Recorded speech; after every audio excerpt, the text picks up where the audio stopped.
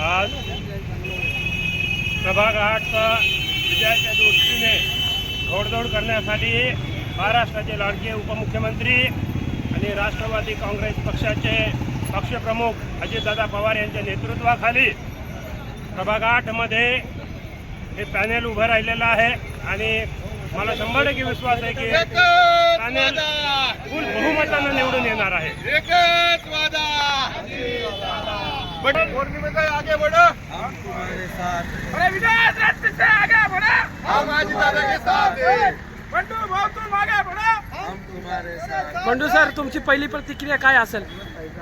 आज श्री आम्ही चौघांनी आज अर्ज भरलेला आहे की सत्याची लढाई आहे आणि ही निवडणूक जनतेने हातात घेतलेली आहे। त्यामुळे याचा निर्णय जनता 15 तारखेला निश्चितच देईल। एवढंच आहे। पहिली प्रतिक्रिया काय आहे सर तुमची?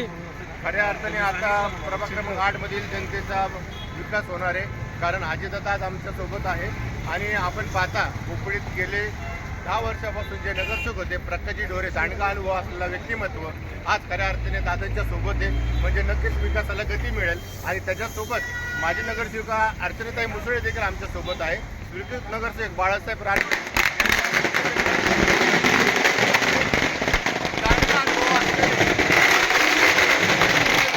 अनुभव असलेले तिन्ही नगरसेवक आज अजितदादांच्या पक्षात आलेले आहे। त्यामुळे नक्कीच ताकदीने हा सगळा पॅनल निवडून येणार आहे आणि प्रभागातील जनतेचे प्रत्येक प्रश्न हे मार्गी लागल्याशिवाय राहणार नाही, कारण अजितदादा शब्दाचा पक्का आहे।